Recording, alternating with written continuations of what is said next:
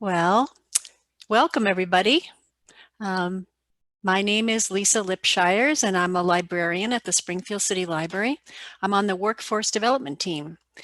Unfortunately, during the pandemic, we have felt very frustrated on the workforce development team. We've not felt like we were helping people much, partly because, well, people weren't applying for jobs because they were afraid or other reasons. And I started to think, hey, maybe we should be turning our focus for now on small business development. So when I talked to Hope, who is from Valley Venture Mentors, who just was starting our recording just now, we both agreed that it would be wonderful if we could supply local people with local information about resources and organizations that could help them either grow their existing businesses or starting a small business. So I'm very pleased to be co-hosting, and so is the library, to be co-hosting with Valley Venture Mentors for this evening. And I would like to share with you a handout that has all the contact information for the speakers for tonight. We're going to have 6 speakers, 6 panelists, and let me go into chat and see if I can share my link with you. Okay. I'm going to send that to everybody. If you want to, you can click on that link right now, and that should bring you to the handout. I did notice when I clicked on the link, it took almost 8 or 9 seconds to load. So not to worry if it takes a little while or if you can't get into it at all, because after this event, either Hope or I will email you a PDF of the handout. Let's see. So the way this evening is going to go is that we have 6 panelists, and each person will be speaking for maybe 7 to 8 minutes about the services and resources of their organization, and that they provide to small business owners and would-be entrepreneurs. So Hope Ross Gibaldi, the Community Engagement Manager of Valley Venture Mentors, will be up first. And Hope will also serve as this evening's moderator, introducing the next 5 speakers. After the speakers are finished, Hope will moderate a question and answer period that will last for around 20 to 25 minutes. So if you have questions that come up while the 6 panelists are talking, please feel free to put them into chat, and Hope will read them during the question and answer period. Or if you prefer, during the question and answer period, you can unmute yourself and ask your questions out loud. Then after the question and answer period, I will return briefly to wrap things up. And as Hope mentioned, the session is being recorded. And after the session is over, Hope will be, or I will email you a link to the recording along with the copy of the handout. So without further ado, Hope, please take it away. Thank you, Lisa. Thank you all for being here. I'm very excited to be a part of this event, to bring together some of my favorite organizations and ecosystem partners and resources for our local entrepreneurial ecosystem. Whether you are starting a business, just have an idea, you're already in business. I always say that entrepreneurship is kind of like treading water in a violent sea until you find this life raft of resources around you, and it's all right here. And I know my finding these organizations that are all on this panel and coming across these organizations was transformative for me in my business and in my career as well. So I'm really excited. I wanted to mention that, but I'm very excited to be able to bring all these organizations together. Like Lisa mentioned, I'm the Community Engagement Manager at Valley Venture Mentors, located at 276 Bridge Street in the Springfield Innovation Center. We are an organization that helps people start businesses through mentorship and business acceleration. We have kind of slightly put a pause on our fall accelerator program. Traditionally, we ran a fall accelerator program as well as a 6-month mentorship cohort. And so there have been a lot of changes at Valley Venture Mentors lately over the pandemic and with some transitions in leadership. And so right now, our main program that we're running is the Collegiate Summer Venture Program, which is a partnership program with the UMass Berthium Center for Entrepreneurship. And that program is open to students, grad students, and recent alumni of the 14 Harold Grinspoon Entrepreneurship Initiative schools. So everything from Greenfield Community College, all the way down through the colleges of Amherst and Northampton, Springfield, Westfield State, kind of all of our local schools. That's a intensive summer accelerator program that we run. It's been virtual. It's the second year in a row that it's been virtual, but before that it was fully in person. Other programs that VVM offers are Community Night, which happens here on the second Wednesday of the month. Normally, pre-pandemic, those were in-person networking events that were largely pitch focused, and we do plan to get those community nights back in person so that we can all be together in the same room as soon as people feel comfortable. But we've shifted slightly our community nights to these types of panels that are either themed, industry themed, and so the community nights themselves have shifted a little bit, but they're still the second Wednesday of the month. And I'll put the link to sign up for the VVM newsletter as well in the chat. So thank you, Somali.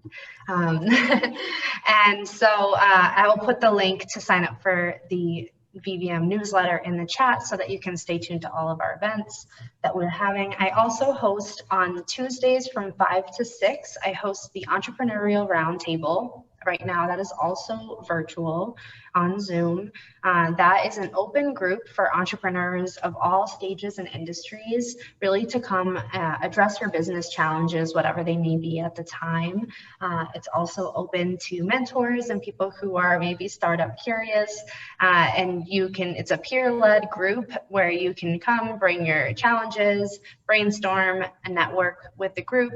And also, we also celebrate the successes and the little wins along the way. So that's a great place to go, either pre, during, or after maybe an accelerator program where you need to find your own accountability. I'm always there from 5 to 6 on Zoom. Yeah, so I didn't keep track of my time, so I'm not even sure. You're probably doing fine. I'm not keeping track either. Yeah, so upcoming opportunities with VVM, we're always looking for people who are looking to start a business. Traditionally VVM in the past has been really for high growth startups, kind of what people might coin a world domination, a high growth startup. And although we do still serve those businesses, we also, through a number of new partnerships and collaborations that we have kind of expanded the range of who we serve. So with new programs like a program with the City of Springfield, we're really targeting at Springfield Main Street businesses, and so helping to support them through their challenges. And my role at VVM is kind of in the programs and partnerships. And so I'm always looking to build and strengthen the collaborations with other local ecosystem resources, and figuring out ways that we all can work better together and communicate with one another and fill in gaps in our local ecosystem. And I think that's all I have. I'm not sure how long that was, but I'll put some links into the chat for community night. You found the community night link at least because you're here, but I'll put the entrepreneurial roundtable link as well in the chat, and the link to sign up for our newsletter. But again, I appreciate you all very much for being here, panelists and guests alike. I love these opportunities to be able to bring people together. And I think it's so important for our ecosystem that entrepreneurs and ecosystem members are really aware of all the resources that are around. And the next person that I would like to introduce is Len Gendron from SCORE. Thanks, Hope. I think a lot of the folks who are in here today are familiar with SCORE, but I want to do a general introduction. SCORE was founded in 1964 as a part of the Small Business Administration. About 1970, we broke off, and now we're a nonprofit foundation.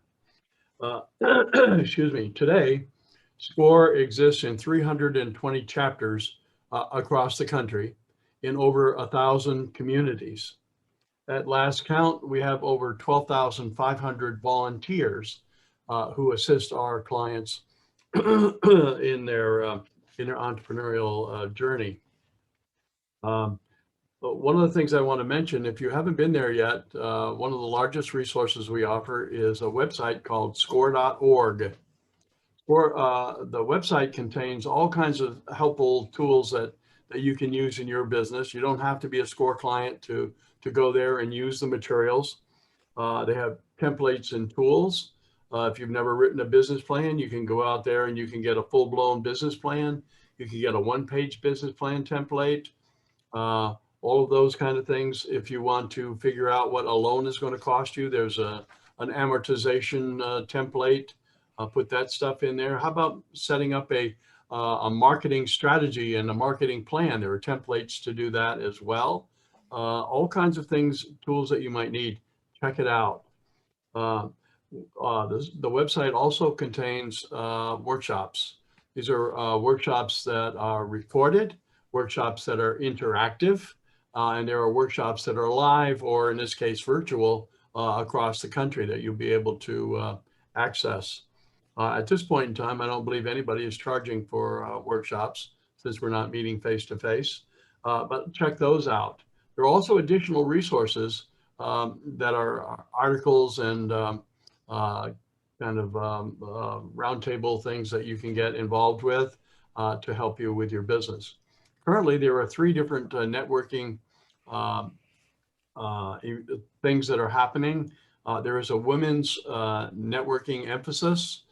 There is also a Black American networking roundtable, if you will, and they're about to launch a minorities or Hispanic emphasized workshop roundtable thing.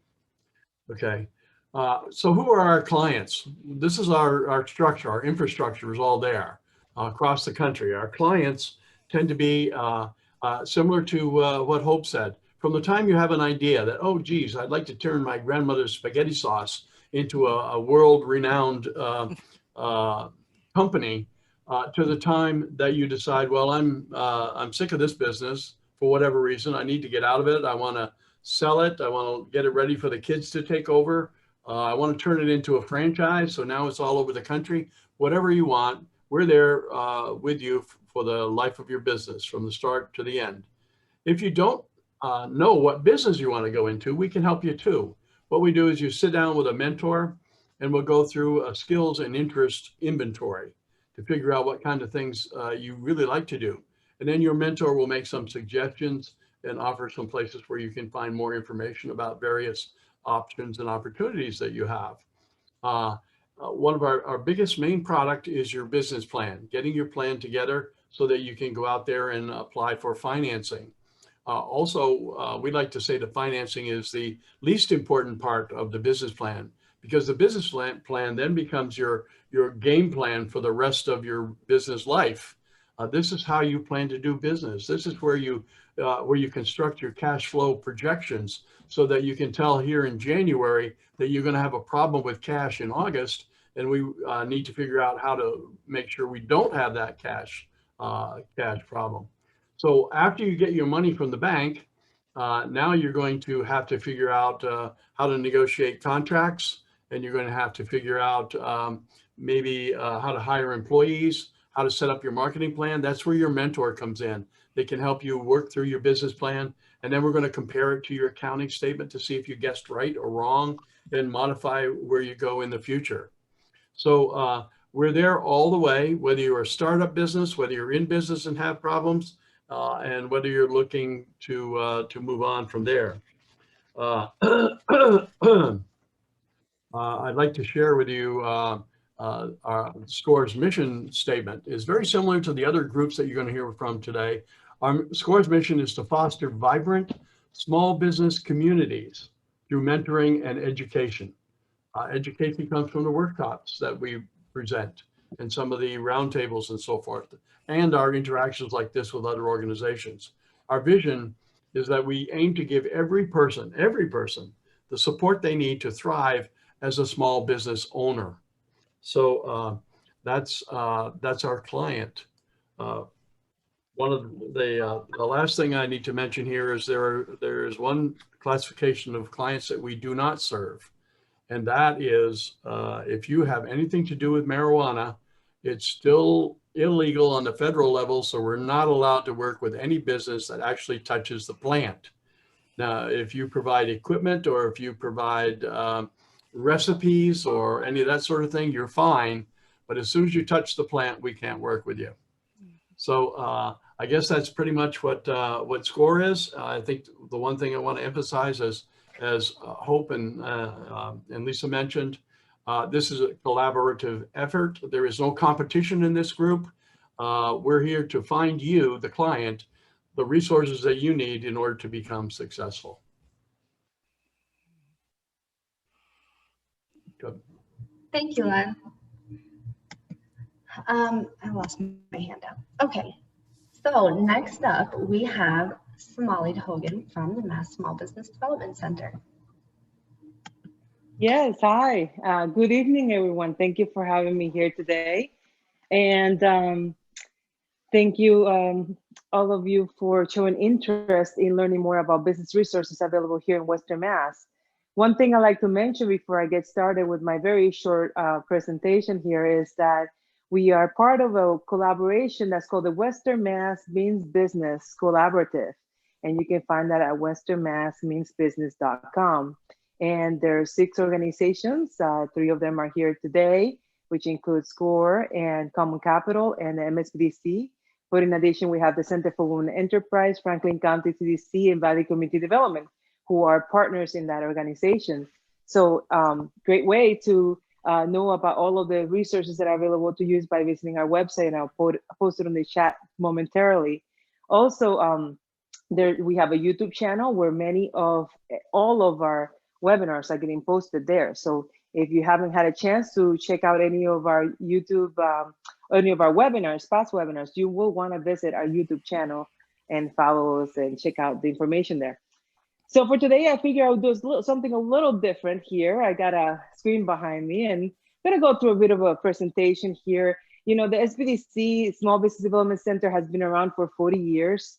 And our funding partners include the SBA, the Small Business Administration, the State of Massachusetts, and we're hosted by the UMass Eisenberg School of Management.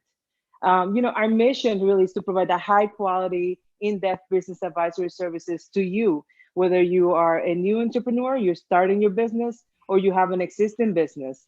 And it's very similar to SCORE's mission. Biggest difference is that, you know, we have offices located throughout the state and full-time business advisors, Monday through Friday, 8 to 5, that are available to connect with you. And I know you can't see the screen behind me very well.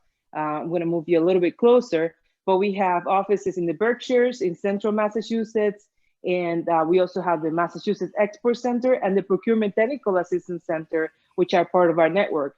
What does that mean? That means that if you're looking to do export, import-export type of business, we can refer you to an advisor who specializes in that. And also, if you're looking to do government contracting, we have the Procurement Technical Assistance Center. We have advisors that specialize on that. So those are great resources to have. Also, you know, we recognize not everyone is born knowing how to start a business, right? You know, you see Boss Baby and he kicks butt in his movie and all that, but that's not real life. We're not born. And we really need help, you know, and learn how to go through the process. It's a process starting a business. And it can feel like you're climbing up of a mountain, Mount Everest sometimes. But you have the guide, you know, the Sherpa, you know, guide that Sherpa, sorry, that helps you get up that mountain. So you can think of us as your Sherpa, your guide, as you climb up this big mountain. And so that's what we're here for. We're here to help you with strategy. We're here to help you with finding funding for your business. We're here to help you with your business plan and as you go along. And we are more than happy to work as a team with you, other advisors, and your dream team, which I always say is your accountant, your insurance agent, you have your lender, right? Those are very, very important people that you need to have in your team, and your attorney, of course. Never can't forget those attorneys. So who's in our team? I know they're a bit bright on the screen. Let me see if I move a little bit this way, you can see them a little better. You can see me right there, Somalit Hogan, I'm the regional director. Lynn Shedd is our client services coordinator. Alan Chronic is our full-time business advisor in our office. Anita Eliasson, she's been with our office now for about 3 years. Alan's been with our office for about 15. And Jesse Curley is a part-time business advisor with our office who came on to help with folks who were impacted by COVID. So we're located at 1 Federal Street at the Springfield Technology Park. And unfortunately right now, as you know, we are all meeting our clients virtually via Zoom or by phone. Also, I use Google Meet as well. And so that's how we're meeting with clients right now. And, you know, it's so important. This is the key part. It's like, how are you going to steer the ship? How are you going to move forward? You need that advisor to help you, guide you through your business. Don't hesitate to ask for help. I've been meeting with clients for about 5 years. And after meeting with hundreds of different business advisors, we've heard it all, we've seen it all. And there's always a solution. It might not be the solution that you're looking for. You might need to be a little bit more patient. Maybe you need to work on your credit. Maybe you need to save some money. Perhaps you need to put on first buying a home rather than, you know, going and start a business. Perhaps. I'm not saying that you should, but there's many considerations to starting a business, and includes your financial well-being. We'd never want to put you in a situation where you be compromising your financial well-being. So you might notice on the screen, these are just a few of the businesses we work with. Oh, here we go. Open Pixel, I believe they have a space up at the technology part, at the VVM Innovation Center, Downtown Innovation Center. Classic Burger, if you've been to West Springfield, they're one of our clients. There's quite a few here on the screen, and there's many more on our website. And as I said before, we're part of the Western Mass Means Business Collaborative. You can see their logos on the screen. And one of the main things that we focus on, so we work with startups, but we also work with folks who are looking to borrow money to grow their business. And one of the biggest value-added things that we provide at our center, our ideal client, if you will, is someone who's looking for funding. And we put together, it's called loan packaging, and it has a cover sheet. We work with you on creating a sales forecast, which I know sometimes can drive people crazy. It's like, I'm not in business yet. How am I supposed to figure out how much money you're gonna make? Well, guess what?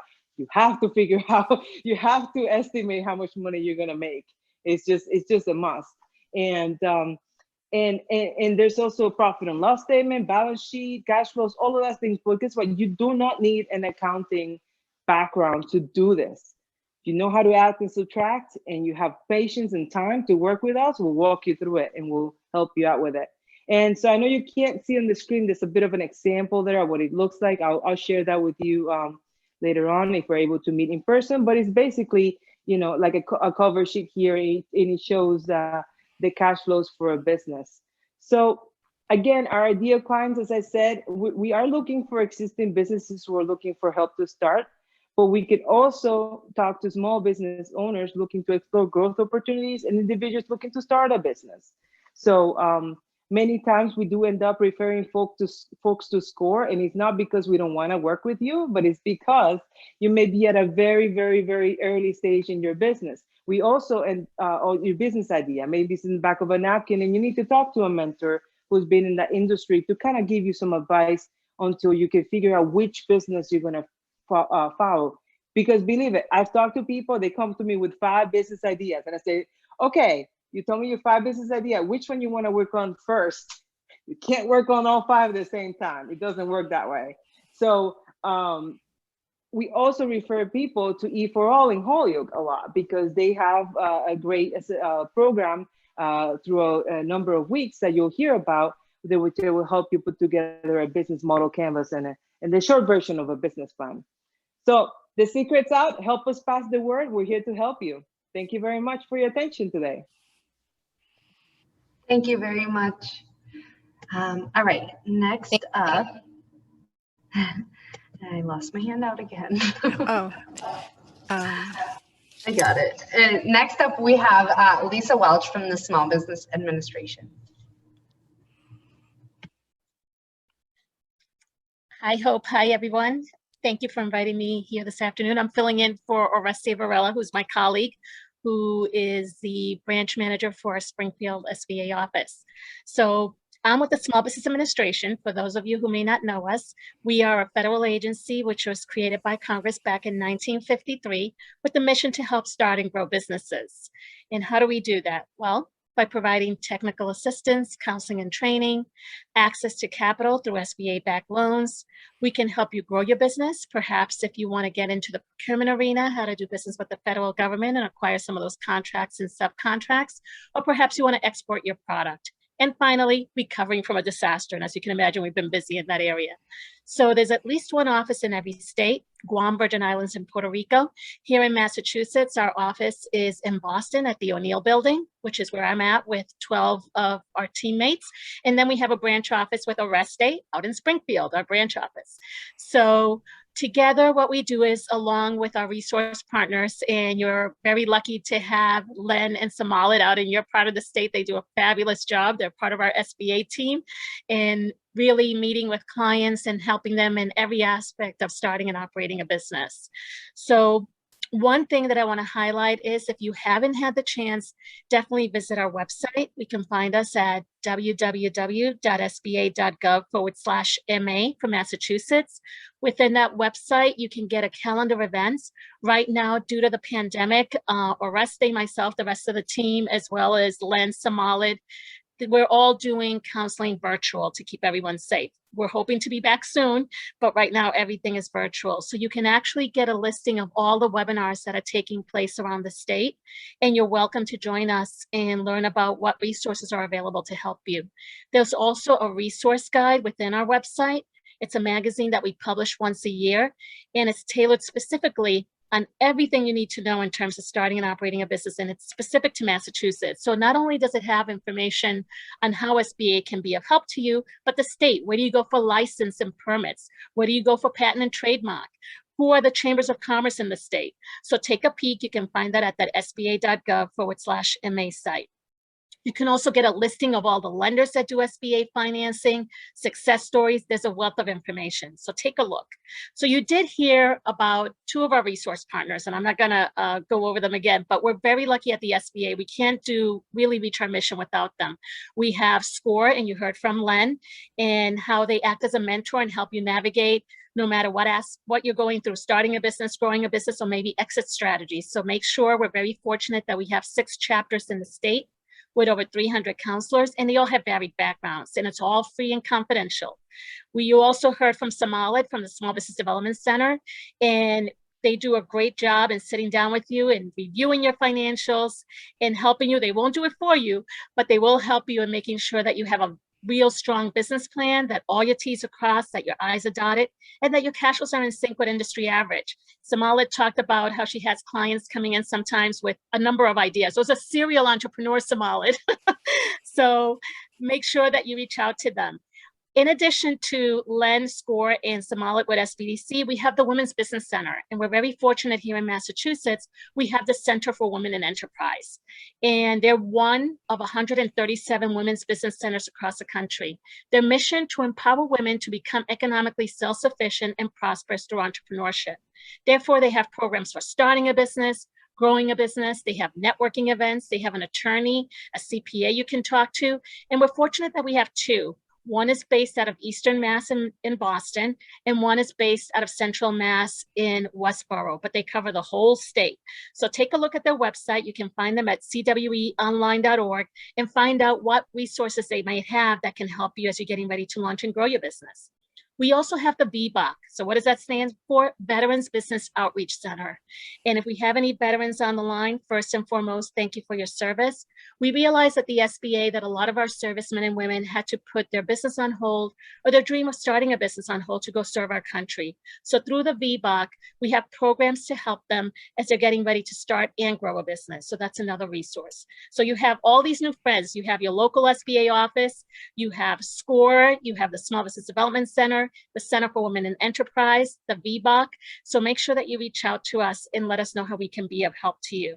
We can also help you get access to capital. We're not a lender, we're not a bank, but we partner with lenders in the state where we can act as a guarantor if you can't get financing conventionally.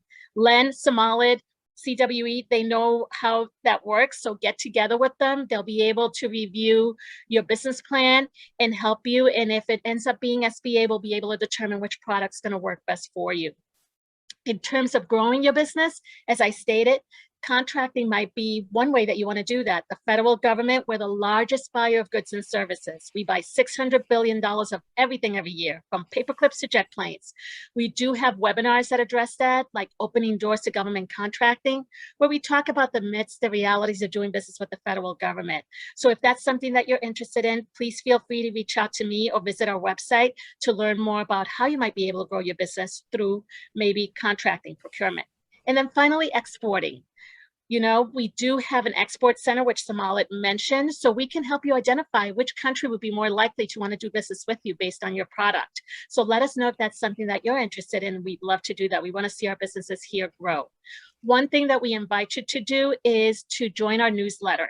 We had a newsletter that we publish quarterly. Now we have so much information, we publish it twice a month. So if you go to sba.gov/updates, you can actually be on the pulse of what's going on at SBA, success stories, initiatives, you name it. So take a look, sign up, because I think there'll be good information there that can help you. And then finally, don't be shy. You're not alone. We realize that it's a little scary out there. We're heading in the right direction, so hopefully we'll all be back to normal very soon. But in the meantime, if we can be of any help, reach out to Somalid, reach out to Len, reach out to Oreste, myself, and let us know how we can be of help to you. And we'll be able to connect you with sources of assistance, no matter whether you woke up this morning with the idea of starting a business, whether maybe you need some capital to make it happen, maybe you want to grow your business, or maybe you're ready to just retire, some exit strategies. SBA can help you at any stage. This is your taxpayers' money at work. And one final thing is we have a great new platform that can help you. It was really put in place for women, but it's available to everybody, and that's called Ascent. And it's an online platform to help the middle piece. We felt that SBA, we had great programs for starting a business, growing a business, but we could do a little better job in the middle in terms of, you know, the next step from starting a business. So this was something that was put together between the White House, the Department of Treasury, the Department of Labor, and the SBA. And it really has these different tracks, and it really puts you on the trajectory of growing your business. It's not to replace meeting with Len or Somalid. So this is something to complement you getting together with our resource partners. And you can find that at ascent.gov. So take a peek, let us know what you think of it. And if we can be of help, please don't hesitate to reach out to us. And we love success stories, so keep us posted on your progress. Thank you, Lisa.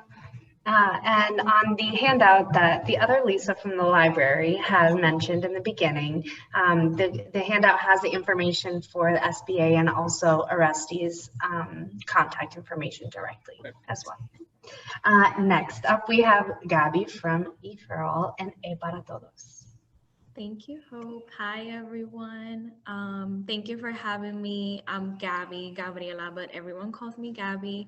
I'm the program manager for E Para Todos. I'm here representing my team of Holyoke, Tessa Murphy-Romboletti, who's the director, and the program manager for the English program, who is Jane Astacio. Super excited to tell you about eForall E Para Todos. We are a nonprofit organization founded in 2010 with the first community lounge in Lowell, Massachusetts. In 2014, we launched E Para Todos in Lawrence, Massachusetts, giving the opportunity to Spanish speakers to participate as well. Our Holyoke site was launched in 2018. What was before known as Spark, as some of you may know, became E4All, and later on in the summer 2020 introduced E para Todos for the Spanish-speaking community.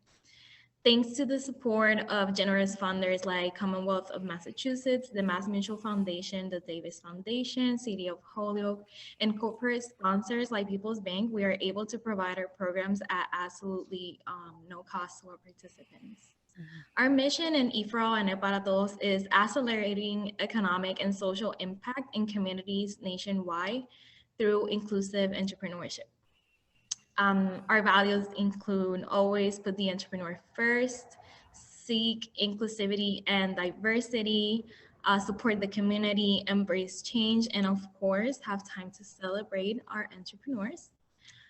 We take pride in helping entrepreneurs with a business idea or pivot in business. We help them with our Business Accelerator program, which we offer in English and in Spanish 2 times a year. This accelerator program includes 3 months of intensive business classes. Some of these classes include, but definitely not limited to, business model canvas, customer segments, back of the envelope, pricing, bookkeeping, marketing, just to mention some of them. With these classes and other components that I will explain in a little moment, our entrepreneurs feel more prepared, knowledgeable, confident, and a part of a community at the end of the program. Our program has become very competitive over the last couple of years, and as a result, we have our applicants go through a pretty rigorous process to be accepted into the program. We want to make sure that the people that go through the accelerator are very serious about starting their business and are able to commit the time and energy, since everything that we offer is free of charge. We are looking for individuals that are open to feedback and constructive criticism, and we are willing to adapt their business in order to be successful. Entrepreneurs that don't get selected, we offer them the opportunity to apply again for the next accelerator that comes up. And also they can apply for our pitch contest. Our pitch contest is also 2 times a year, and we do offer it in English and in Spanish. It gives the entrepreneur the opportunity to pitch their idea to a panel of judges to receive some seed money if they get selected by the judges. They get feedback from the judges. They get to network and meet other entrepreneurs and just get the experience overall. Another important part of our program is the mentoring support we give to every entrepreneur, setting them up with a group of up to 3 mentors per group. So it's like a group mentoring group. This mentorship part helps and guides the entrepreneur outside of class, giving them more support, guidance, resources, and much more. Every mentor is a rock star volunteer that meets with their group for 90 minutes once a week for the 3 months that they have classes. After the 3 months, they still meet, but it's once a month. Many of our mentors have said that this experience has taught them more than they could ever imagine, from making friendships, learning, crying with their entrepreneurs. It's always a 2-way learning process, and they also say it's very, very fun for them, learning so many new things. We're always looking for mentors that like to work with the community and help entrepreneurs, especially Spanish-speaking volunteers. We're always looking for Spanish-speaking volunteers, as we just launched the E para Todos program. So if you know any Spanish-speaking person that would like to become a volunteer, let me know. Aside from our mentor volunteers, we do have other volunteer opportunities. We are always looking for specialists in the topics that I mentioned before. We do have other topics. Specialists are basically teachers that come and give a class for 2.5 hours, depending on the topic. We provide specialists with specific points and most important information that we wish to give to the entrepreneur. These are starting businesses, so we do try to keep it as simple as possible with the information that we give them. Another volunteer opportunity is helping with the interviews. We give volunteers an outline of what to expect when doing interviews, and we include questions like, what are you passionate about? What are you looking for to get out of the program? Where do you see yourself in 3 to 5 years? Those kind of questions. And also we seek volunteers that read applications. Volunteers that read applications help us at the beginning of this entire process by evaluating and giving us and the entrepreneurs feedback. If you're interested in participating in or being a volunteer, please don't hesitate to reach out. You can email us at holyoke@eforall.org, and you can visit our webpage, eforall.org, and I can put the email on the chat. Thank you, everyone. Thank you, Gabby. And last but certainly not least, we have Raymond Lanza-Weil from Common Capital. Thank you so much, Hope and Lisa and everyone. Can you hear me okay? Yes. New computer, and I'm in a different space. I am Raymond Lanza-Weil. I lead Common Capital. Common Capital is a nonprofit organization that is a CDFI, a Community Development Financial Institution. That's just a fancy way of saying that we are a loan fund that serves underserved small businesses. We make loans to small businesses throughout Western Massachusetts, and we provide ongoing business assistance to our borrowers. We deal primarily with small businesses that can't get a loan from a bank or a credit union, or maybe can't get all the money they need from a bank or a credit union. It's not unusual for our borrowers to have a small loan from a bank and a small loan from us. There's a lot of reasons why that might happen. But primarily, we provide financing where other financial institutions can't provide financing. We fill the gap that's created when banks say no to small businesses. We also help small businesses avoid predatory lenders. There are a lot of predatory lenders out there. There's check cashing places, pawn shops in some ways are predatory lenders, and car title loan places, but a lot of these folks have moved online. And there's some really big names that have gotten involved in lending to small business, and they're legitimate lenders, but they come at a very, very high price that's buried in the complex structures that they put out there. Organizations like Shopify and Cabbage and Lending Tree. I mean, they're not all bad, but they're not great for small businesses. And for the small business owners on this webinar, I want to really caution you about the easy money that's out there. We focus on lending money to small businesses that are owned by people who are minorities, people who are immigrants, by women, and by other groups that are not served adequately by mainstream financial institutions. We also serve businesses owned by people who have low to moderate income. It's really our primary market area, but we try to capture all types of businesses, all businesses owned by all types of folks in the work that we do. And we lend to all sorts of types of businesses: retailers, salons, restaurants, manufacturers. We've got a couple of small farms in our portfolio, nonprofit organizations. There's really no kind of business that we can't lend to, other than, as Len said, we also, because we are the beneficiary of a lot of federal money, we can't lend money to businesses that are involved in cannabis. But other than that, we'll consider almost any kind of business, as long as it's a business that's not harming the community. We had an applicant once who was involved in munitions, in ammunition for gun owners, and that really didn't fit with our mission.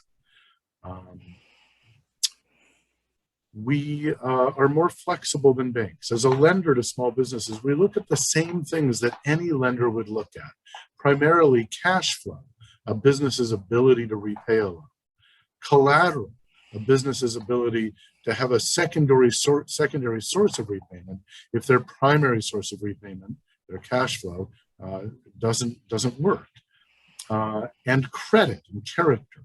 Character we typically judge primarily through credit history, but also by getting to know entrepreneurs face to face. It's the first rule of any kind of lending: know your borrower. So we look at these same factors that any traditional lender looks at, but we're more flexible.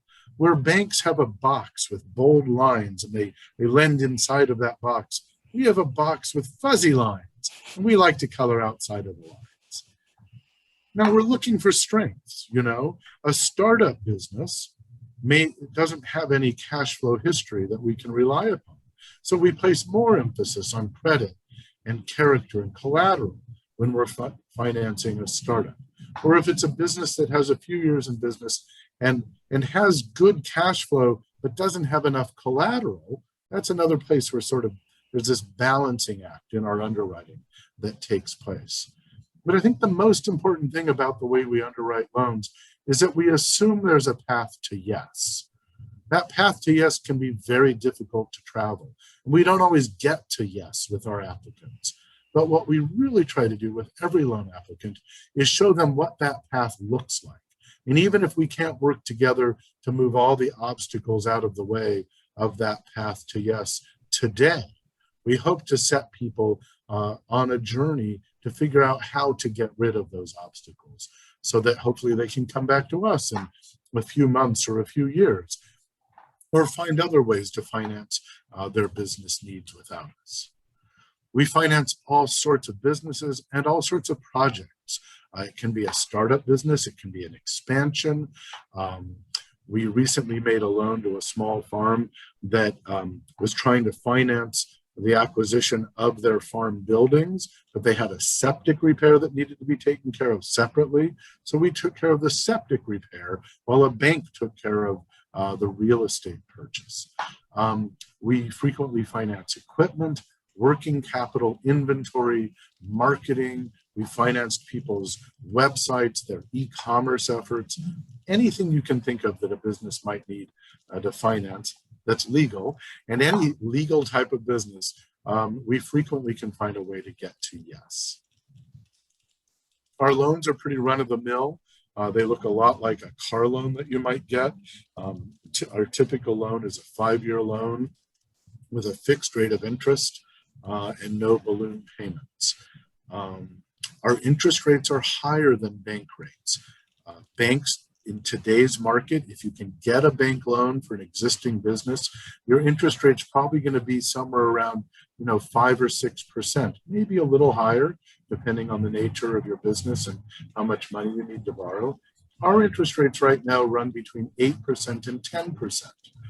Typically, our interest rates are between the bank's rates and credit card rates. We find that sort of happy medium in between. And our rates are considerably lower than credit cards and those online predatory lenders, some of which charge 40, 50, or 60% interest on an annual basis, which is just wrong. We make loans, we partner with the Small Business Administration, and we partner, frankly, with pretty much everybody that's on this call today. But the SBA is one of our funding partners. We borrow money from the SBA that we turn around and use to make loans under $50,000 to small businesses. Those are called microloans, even though they're not super tiny. So we make SBA microloans, and we also make loans that are guaranteed by the SBA through their Community Advantage program. And as I mentioned, we provide free business assistance to our borrowers. What that looks like is this. We have a staff member named Emil Farjo, who's been an entrepreneur for many years, and who's also spent many years helping small businesses, in particular small businesses owned by immigrants and refugees and others, learn how to do business better. So Emil engages in one-on-one coaching with our borrowers, and he also hires outside consultants in areas of expertise such as bookkeeping and accounting and digital marketing, much like the other services that have been described to the other folks on this webinar. The difference between us and some of the other service providers is that our primary audience for business assistance are our borrowers. We do help some folks who need to get a loan. We'll help them with some business assistance, but mostly we help our borrowers. So small businesses that aren't ready for financing or that don't need financing typically get assistance from Samalid's team, from folks at VVM. They go through the E4All program. They go to Len and his folks at SCORE. And we frequently refer people to those other resources, and frequently we refer them and then they come back to us for financing. So it's a really nice circuit of collaborators that we have here. As Samal had mentioned, we're part of the Western Mass Means Business Educational Consortium. We have financed participants in the E4All program. We finance folks that have come out of both SCORE and out of the Small Business Development Center and Valley Venture Mentors. So, you know, I think somebody else, I think it was Len, mentioned something that I think is very important here. And that is that we are all honest brokers. All of us here represent some sort of nonprofit or governmental agency that is here to help you. Our organization, as a nonprofit organization, does not have owners or shareholders. We are accountable to the community, just as VVM is, just as E4All is. We're here to serve the community and the members of the community. And if we don't do good work, then the community doesn't support us. And one of the other important features of being a nonprofit or being a government agency is that, as I said, we're all honest brokers. If somebody finds an entry point through any of these service providers on this call, and if we wind up being the wrong service provider, we're likely to point you in the right direction. So one of the things I hope you'll take away from today's webinar is that there's no wrong point of entry. We're all the right point of entry. And if we're not the best point of entry for you, we'll point you to the right place. Another thing that happens in working with Common Capital is that because we're an SBA microlender, we get money from the SBA that we sometimes use to pay for technical assistance. Sometimes we make mini grants to our borrowers. And that's something that we've been doing in the last month that can be really helpful with small businesses.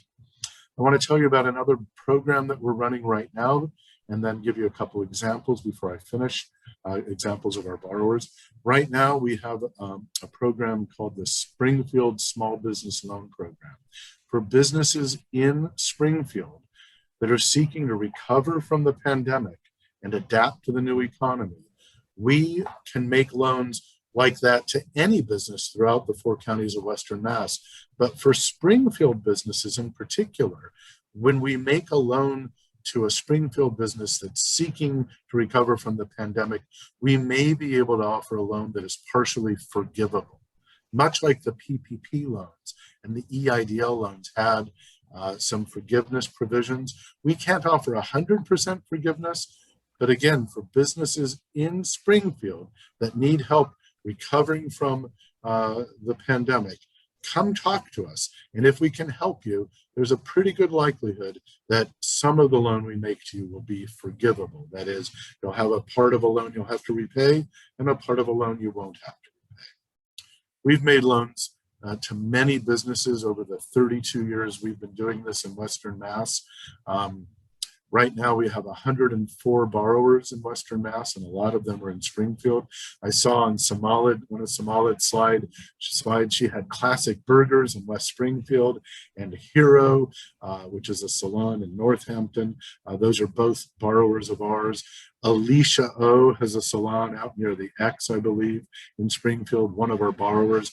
White Line Brewing got their startup loan from Common Capital. Hot Table in Springfield, startup loan. Well, second location loan from Common Capital.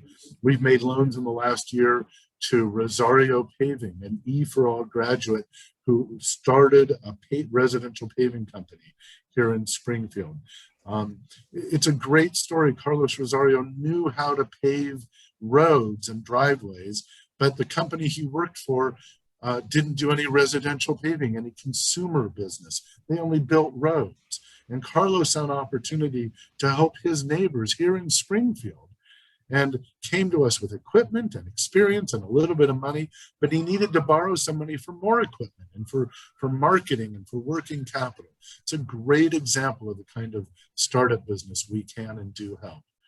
Standout truck you might have seen driving around Springfield and other communities around the Pioneer Valley, one of our borrowers. Interstate Mart, Holyoke Hummus and Holyoke, Ohana School of Performing Arts, and MC Salon, a brand new salon out near Eastfield Mall. These are all businesses that we've helped recently or in the past, and they're all types of businesses we're proud to be supporting.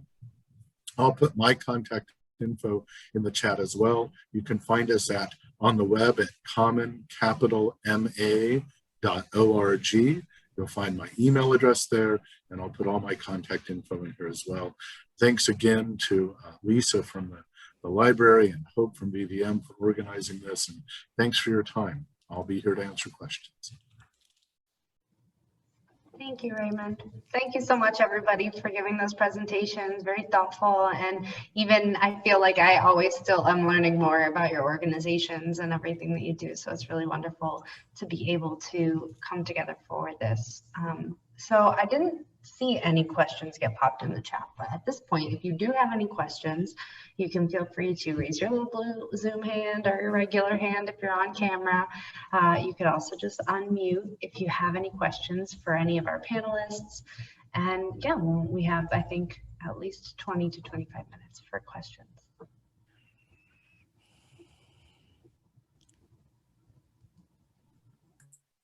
You know, Hope, if nobody asks a question, I'll ask a question. I'm wondering how many of the entrepreneurs on the call are already in business? And if maybe you want to tell us a little bit about your business.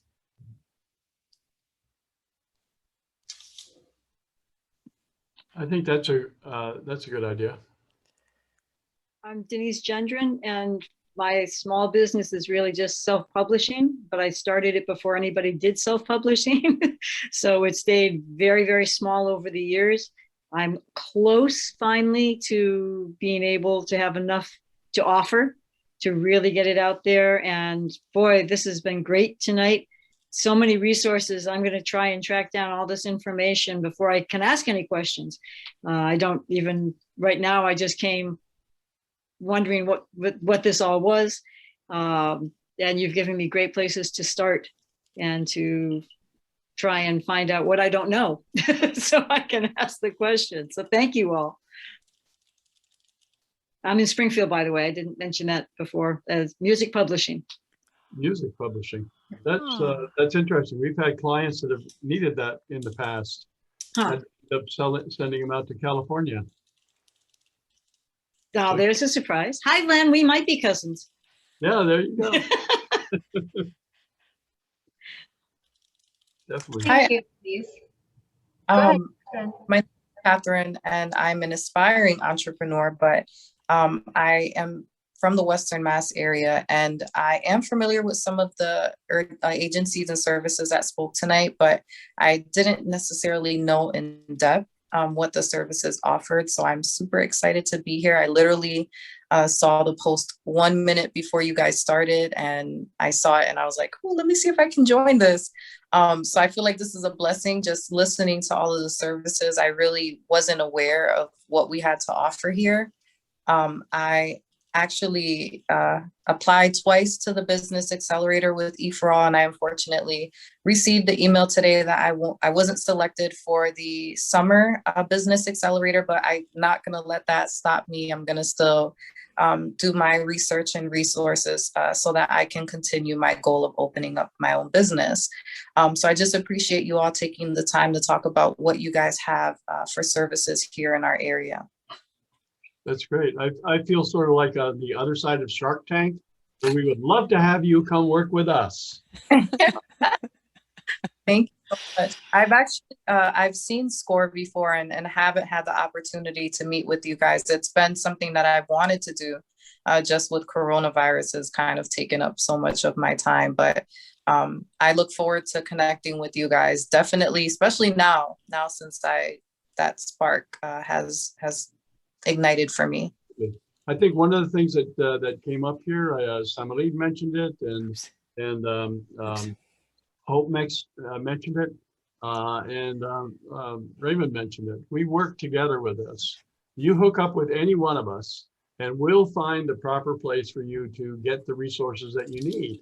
So just because you pick SCORE doesn't mean that you're not going to use MSPDC, or maybe we're not going to refer you maybe we can get you ready for your next shot at E for All. That's something that we could do with you.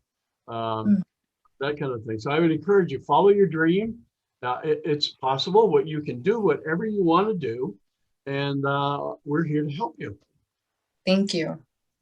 I also wanted to add, Catherine, if you want, you can follow us and you can email us so we can let you know when our pitch contest is. And pitch contests are amazing because you get a lot of feedback and work on it and apply for the next one.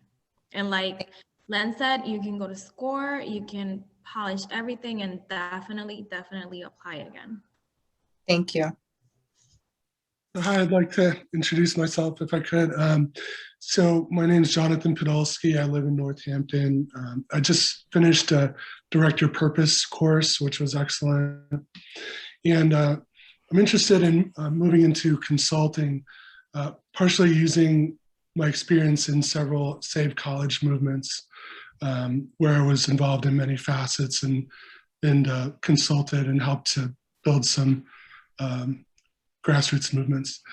And on my way there, I'm interested in more professional development and also serving on advisory boards or boards of trustees in preferably in the field of education, possibly higher ed or similar alternative high schools as well. And thank you so much for all the information tonight. It's great to hear. Consulting is a tough business. Speaking from experience, the toughest thing is to find your customers and then make them return customers. But it's like any other business. There are the basic elements. You make your plan, you choose your audience, you pick your targets, and you execute. And you seem to have the skills to do it. Maybe there are some resources that we can add to that that'll help you get the job done, so to speak. Sounds good. Thank you. I did see in the chat, George, that you had mentioned if we would be hearing from Revex Labs, and unfortunately we're not able to have them here on the panel, but exciting news about Revex Labs is they have their launch, which is happening tonight, kind of as we speak. And the Revex Labs, for those of you who are not familiar, is a program of Berkshire Bank, and it is, I'm gonna put the information in the chat.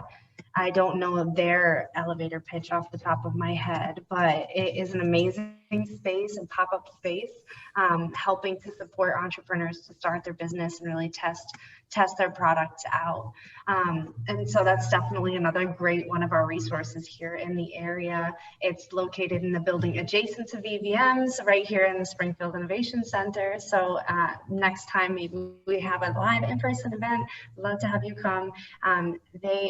They are having an event. Yes, I think it's there until 7 o'clock. So if you're in the Springfield area and you want to get over to it, you can head right over now. I won't judge you for leaving. You know, they say you can't be in two places at once, but Hope and I are in two places at once. We're in the VVM building and we were at the event next door at the same time. I guess it's not at once, but almost. And so there's the White Lion Wednesday is happening outside of VVM, and that's happening until 8 o'clock today. And I believe that the Revex Labs grand opening finishes at 7. Yeah, definitely. Thank you, Abby. Thanks, George. Does anyone else have any other questions that they'd like to bring to the group? I'll tell you what, since I don't have a question per se, but I know pretty much everybody on this screen really well. And first of all, I just want to thank you all for what you do in a general sense on behalf of the entire business community in Western Mass. I can tell you right now that I have been, since 16 years old, I have gone to see, and I'm a little older than that now, you can probably see, I have gone to almost all of these different entities for help at different times. And, you know, without them, I'm not sure I'd be where I am today. And I want to encourage everybody to be inquisitive. And I think the main difference between a good entrepreneur and somebody who hasn't gotten started yet is the person that seeks out the correct information and doesn't take no for an answer. keep looking, you know. And I think everybody on this board and this panel is phenomenal, and we're really lucky to have you in here in Western Mass.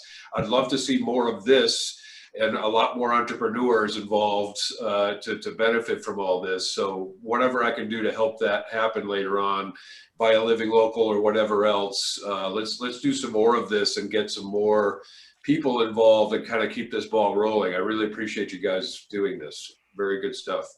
Yeah, thanks, Bill. Thank you, Bill. One of the things that I noticed, especially with maybe the folks that are on here, the clients of VVM and the clients of EPROL particularly, is this thinking outside the box, not doing business the same way the other guy does it, in making improvements, especially now with the COVID. We're coming out of a pandemic. So many of you did things to be able to continue operating during the COVID. You did new things. You went online when you never went online before. And now we're coming out, and the successful entrepreneurs are going to be those that can help with the transition of moving from lockdown into face-to-face. And the more creative you are in your thinking, the more you do it differently and better than your competition, the more successful you're going to be. I frankly take a lot of energy from those of you who have those new ideas. You kind of get me excited about, well, why didn't I think of that before? You know, I could have done that. But you guys have the ideas, and we're here to make sure it happens. So keep going, golly, just keep going. It's not a dead end unless you make it a dead end.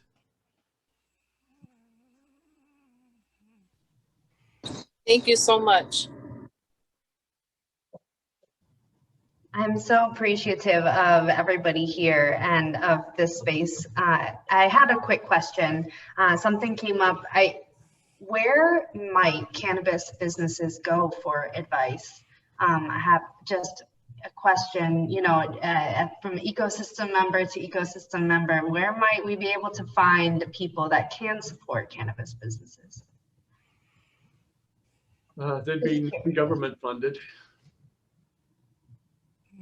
Yeah, because I know, you know, I had mentioned E4All, I know, is not a business necessarily. They've taken businesses that are cannabis related, and I think there are people in the VVM network that are definitely in cannabis businesses of some kind. But I wasn't sure if there was some type of organization or if people here knew of other organizations, whether they were local or resources, maybe that were maybe national, that would be a good place to refer people that were in the cannabis industry.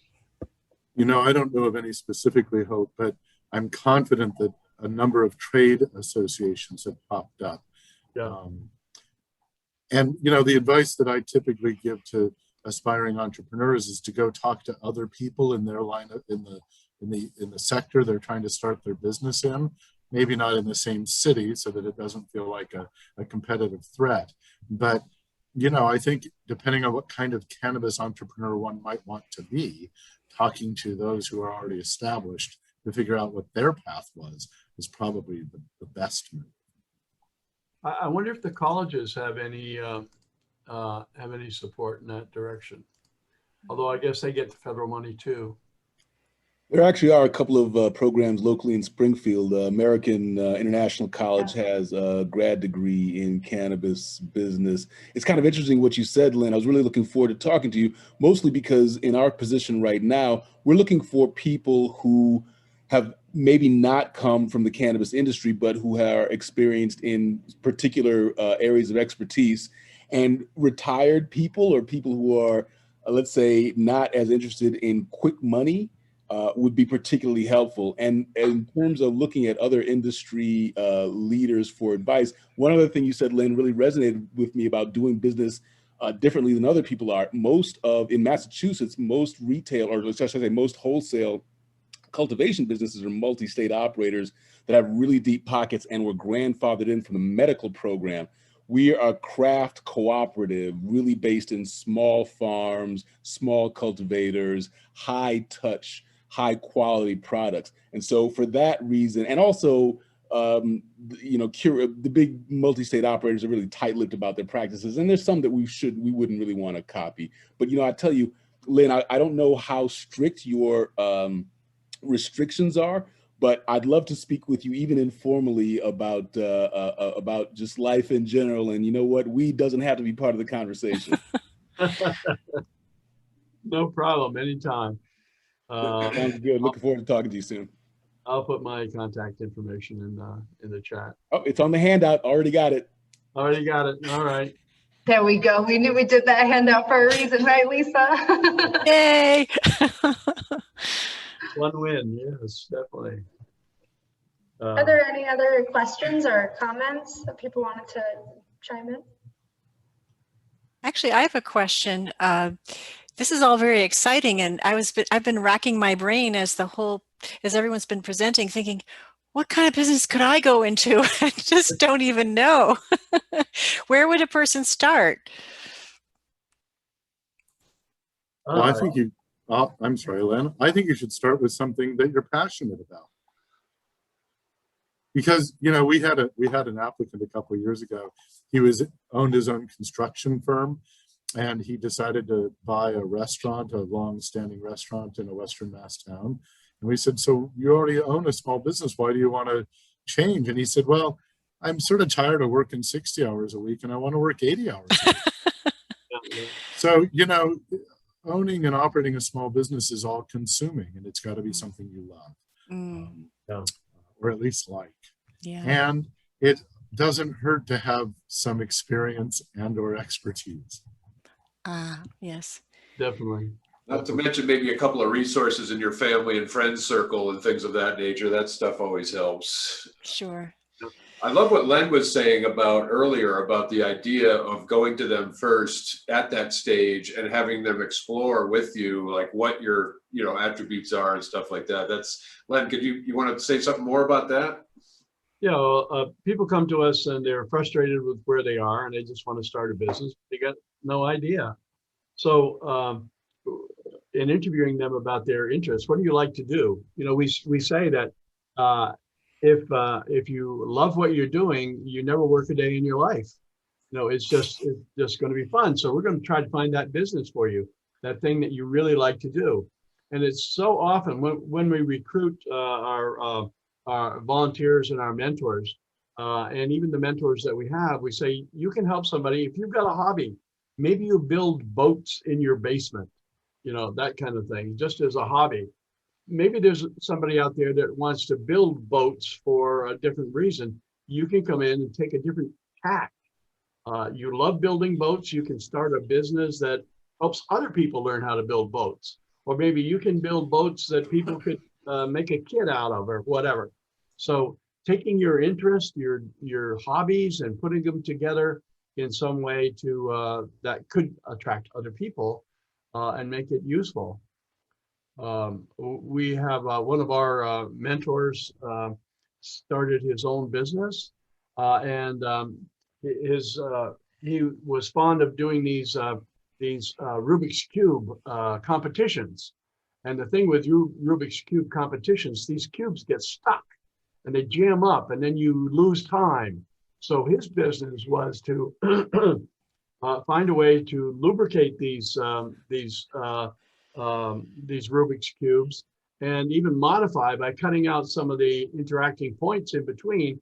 And he ended up selling these speed cubes to Rubik's Cube competitors. He took a hobby, something he liked, he modified it and said, hey, I need to do this. Maybe other people need to do it too. And he turned it into a business. That's the kind of thing that we want to do with a new entrepreneur. What is it you like to do and do it better, do it a different way? I like Denise's idea about self-publishing. How many people have thought, geez, I really would love to do a book, but nobody would be interested in my book. Maybe they need a little inspiration, some help about how they could write a book. What do you put in a book? That kind of thing. And instead of doing publishing for just yourself or just the publishing, maybe your publishing business becomes a helping business. Help people get to the book, and then you can move them into your publishing business, that kind of thing. So that's what we do with somebody new that comes in with no specific idea. Thank you. That's very interesting. Yeah, I always, I love that about entrepreneurship. And I always say that entrepreneurship really is for everybody, whether it's, integrating entrepreneurial skills into your full-time job or monetizing your skills, your interests, your passions, your hobbies, whether you want to just make a little bit of money on the side, or if you want to be able to work for yourself eventually, or you want to grow it and scale it and you want to hire people, or you really want to go national or global, and so there's so many paths. That's why I love entrepreneurship, is it's so flexible and it really allows you to build a business that helps you to do what you actually enjoy doing. And so part of me also in this question is thinking about what is it that we love to do, like was mentioned previously, and how can I build my business around that? Because sometimes, as Raymond mentioned, that businesses can be all encompassing. There's so many different features. And the last thing that we want to do is take our hobby that we love and build a business around it. And then we no longer get to do the thing that we love anymore. Right. And so it's important to be really clear, I think, right? Because sometimes then the business becomes a burden. And so, what we want to try to do is build smart businesses, strategic businesses from the beginning that allow us to grow with it, but by having the end goal be what we actually want, and making sure that we're clear on what role do I want to play in my business. If I'm a maker and I enjoy making things and I want to begin to sell them, and maybe I'm not going to grow it and scale it to a point where then I can't make my own designs and I actually have to focus on building my business and I can't make my things anymore. And so I think it's important to think about that so we can be strategic about how we build our businesses around doing what we love, like was mentioned before. Isn't your business something like that, Hope? Yeah, my business, Learn in Motion, is interesting. It was kind of what I call the brainchild of my husband. He was a preschool teacher and a lifelong athlete, and the two things kind of merged together at the time, combined with a great opportunity. And all of a sudden, we were like, "Oh no, I guess we should run some classes. What do we need to do? What are we going to do?" We were going to rent a field, and then they told us, "Well, where's your insurance?" And we're like, "Oh God, I guess we need insurance. How do we get insurance?" Right? And this is how businesses are born. Sometimes you just have an opportunity, an idea, and you just follow the breadcrumb trail to the next thing. And we scrapped our way into a Spark class, and then I took Spark before it became eFrol, and it transformed my life, and it set me on a totally different trajectory where I'm able to now help other people to do this as well. And sometimes I need to do for my own business what I do with other people more often. But yeah, I think it happens like that, right? It was just born out of the interests and passions and the right timing, Yeah, definitely. Well, there's also going the next step, going beyond what people expect. And I like to use Common Capital as an example of that. When you borrow money from a bank, they say, here, make sure you pay it back. But with Common Capital, you don't expect it. You don't expect them to say, do you need some help with QuickBooks? I've never heard that from a bank. No bank has ever offered to give me free education in something that would make me successful. It's that razzle dazzle that you throw on top of what your business is all about that sets you apart from the other businesses that are out there. And if you can find that razzle dazzle in your business, you can be just as successful. It's that thing that says, boy, you should try those guys. Not only do they do this, they give you that. And that's what we're looking for in our successful businesses. May I add something? Oh, please. Hi, Lisa. I'm Shatoya. I am a business development specialist and an international poverty and racial equity specialist. So let's answer your question about different businesses that you can start. The couple elements of these businesses, I would say, would be the first one, online, because obviously the world's moving digital. But also outside of that, there's low overhead. We always want to maximize our profit over our expenses. So whatever you make, start it online actually will allow you to have the low overhead and maximize your profits over your revenue. Also, it's more efficient in regards to lead generation, client reach, if you want to scale that business, automation, I know a lot of people don't want to go online because of social media, et cetera, but if you have a great system in place, which is where the scaling comes in, that's the only way you can efficiently scale, it can be hands off. And I think that's something we all would like, a little more time to actually spend time with our loved ones, or to actually just nap an extra hour or two instead of sitting in a business or in office. Or it's very great to just have an online business. So I would say that's one element you should look for, especially right now. The second one would be a market for it. So is there a market? Do you know that there are people who will buy it? You can do a pre-launch to test that. Again, online is a great way to do it because you can do that even while you're working or sleeping or wherever. Also a hobby. So if you have a hobby that you know people would pay for, even if it's small, like baking or knitting, or right now, if you can get PPE equipment and do like a box with that, I have so many ideas. But as long as there's a market for it, you definitely want to test the market. The second one would be essentials. So again, in regards to market, everybody needs to pay a utility bill.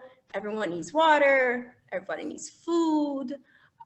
If you can think of things people use every day, I think that's a good way to also test market. Obviously, the market is obvious because everybody has to do these things: taxes, financials, all that stuff. And it's also important to realize there's more than one way to do something. So one example would be, one of my clients is in real estate. I teach digital real estate, and not what y'all think, some of y'all stocks, bonds, etc. It's actual intellectual property that you own that you can license out, rent out, etc. And again, the overhead is low, which is why it's a great alternative to physical real estate right now. And it allows you to have extra income streams. So again, essentials is super important. The industry you use or that you're in, if you have experience in a certain industry, mine would be business development. Every business owner could use my service. I'm in education, therefore I bring my teaching skills, my communication skills, to everything that I do. So if you have certain experience or training, see how you can bring that into an essential market or into something where there is a market for it. If you have training and experience in something, I like to say life experience makes you an expert in something. So if you've struggled and overcome a situation, or if you've been through something, even if it could be health related, it could be relationship related, it could be financial related, there's probably a good chance that you're not the only one who's going through that or who is trying to overcome that. So there you go, another market that could come through life coaching, that could come through one-to-one calls, it could come through teaching in a workshop or a seminar or a conference. There's so many ways to do it, especially if you venture out online. The next one would be obviously impacting and helping others. So I think one of those things, especially when you go into an essentials business, it sounds boring. Like, who wants to go into utilities or industry, energy? Like, how can you even do that, right? If you are interested, I can help you with that. Point being, I think impacting and helping others will be that thing where you can feel fulfilled. As long as you're helping someone better their life, and you can use it yourself to better your own life and be your own testimony, be your own, what am I trying to say? Be your own referral, so to speak, tell your story and your system and how you did it, then that's a great business to go into if you can do that. And of course, like I said before, your life experience. So if there's something, anything, everything that you struggle with and overcome, you're probably not the only one to do it. So where do you get started? My organization, the First Ladies of Party Foundation, actually takes you through not only the choosing a business to start. We have 20+ certification training programs. We teach business as trades. So you actually get to choose a business to actually learn, just like you would a doctor, learn your specific trade, surgeon, pediatrician. We teach business and investing just like that. So you want to choose which one you want to start, obviously. And we also help you manage your finances. So we go beyond business development, but also getting you to 30 to 60K. And while you're earning money, we actually teach you the financial literacy piece, because we want to get you a business that you can actually sustain too, which is usually the most difficult part for business owners. So if you are interested in learning how and where to start, definitely reach out, because I can help you with that. Thank you very much. That was very interesting. Can you put your contact information into the chat for everyone?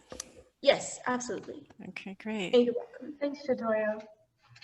And I think we're at time. So Lisa, did you want to wrap up? Oh, yes. Real quick, I just wanted to say thank you all. I appreciate it. I appreciate you being here for community night. And Again, join the VVM newsletter so that you can see when we're going to be back in person.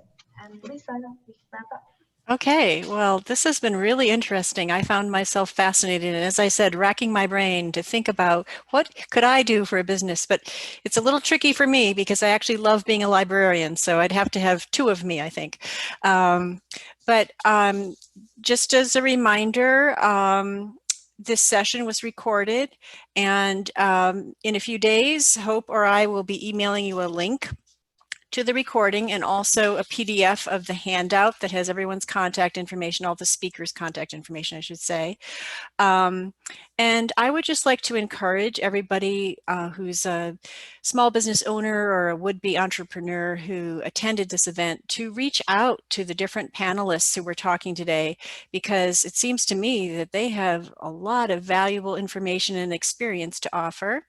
And I also want to just comment that we humans need each other. We need each other in life, and I think that's been made abundantly clear during this last year, that we're all interconnected and that we really have to depend on each other for survival and also for growth. So I'm really hoping that everybody who has attended tonight will be reaching out and will be taking the chance to find out more and to explore their options and their passions. And I just want to thank you all for attending. It's been very exciting, almost too exciting for me. As I said, I need another person to fulfill all these great possibilities. But I think it's great for people to know all the options out there, and to know that there is support and information for them. So thank you. Lisa, can I add one thing before we close Sure. down? I think you've undersold yourself. One of the things that we find is a great resource for our clients is the library. I hear there's a rumor going around that there's not just books in that library, that you have other resources in there that may Yes. be digital, that you actually may have some technology in there. Yes. And you might also even teach people how to do things. Yes. So we do. I want to thank you very much for participating in this process, and as well as being a good partner to our clients and the clients of all the people on the webinar today. Go to the library. They've got people that can help you, and thank you again for co-sponsoring this. Oh, certainly. Unfortunately, right now, the doors of the Springfield City Library are closed to the public, but we are available through phone calls, through live chat, through email. If people want to borrow items, they can pick them up through curbside pickup. And we're hoping that sometime this summer, our doors will reopen, but we haven't received a date yet. But yes, it's been wonderful to work with people who come to the library, and certainly we have more than books. Thank you. Thank you, Lynn.